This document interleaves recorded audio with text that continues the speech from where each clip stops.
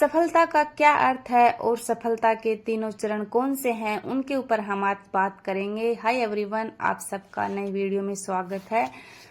बात करते हैं कि अवचेतन मस्तिष्क आपकी सफलता में किस तरह आपका साथी बनके आपका साथ देता है। सफलता का अर्थ है सफल जीवन और इस धरती पर शांति, आनंद और खुशी से भरपूर लंबे जीवन को ही सफल जीवन कहा जाता है। बहुत बड़े हमारे इस समाज के अनुसार ऐसे गुणों का जो अनंत अनुभव स्थायी जीवन है, जीवन का यथार्थ जैसे शांति, प्रसन्नता और सुरक्षा अमृत है, ये सब मनुष्य की गहराइयों से निकलते हैं। इन गुणों का अपना ध्यान केंद्रित करने से हमारे अवचेतन में सर्व का खजाना बनाते हैं। यह वह जगह है जिसको हम जंग नहीं खाती और जहाँ न चोर पहुंच सकता है, चोरी कर सकता है। हमारा अवचेतन मन है जो सर्व का खजाना है। बात करते हैं सफलता के 3 चरणों की। सफलता का पहला चरण है उस काम का पता करें जिसे करना आप पसंद करते हैं, उसे करिए। सफलता अपने कार्य से प्रेम करने में है। यदि एक व्यक्ति मनोविज्ञान है तो केवल डिप्लोमा होना, उसे दीवार पर टांगना काफी नहीं है। उसे समय के साथ चलना होगा। उसे सम्मेलन हो, कहीं पर भी जाना आना हो, पढ़ाई और इसकी कार्यशैली समझाते रहना होगा। एक सफल वैज्ञानिक क्लिनिक जाता है और वैज्ञानिक लेख पढ़ता है। शब्दों में कहा जाए तो उस सबसे विकसित प्रणाली का ज्ञान है जिससे वे मानव पीड़ा को कम कर सके। एक सफल चिकित्सक या डॉक्टर दिल में मरीज का हित स्वरूपी है। ऑपरेशन के पहला कदम कैसे उठाऊं, मुझे नहीं पता, इसे कैसे करना है। इस स्थिति में भी आपका मार्गदर्शन आपका अवचेतन मन करता है तो सकारात्मक ढंग और प्यार से तब आपके पास एहसास होता है और आपके पास स्पष्ट रूप से शांतिपूर्वक और अंदर की जो शांत जागरूकता की तरह आएगा, वो आपके सफलता में आपका साथ देगा।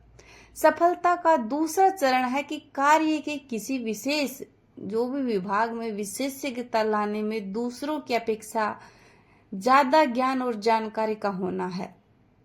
यानी कि आपके साथ जो लोग हैं, जिनके साथ आप काम करते हैं, आपको उनसे ज्यादा जानकारी होना चाहिए। उदाहरण के तौर पर देख लीजिए, यदि एक व्यक्ति रसायन एक वैज्ञानिक व्यवसाय की तरह चुनता है तो उसे उसके कई विभागों में से किसी एक पर ध्यान केंद्रित करना चाहिए। उसे अपना पूरा समय और ध्यान विभाग पर देना चाहिए। इसी तरह एक गृहिणी है, वो भी अपने घर में अनेकों कार्य करती है, पर उसका सबसे जरूरी काम क्या है? एक अच्छा सबसे बेस्ट खाना बनाना।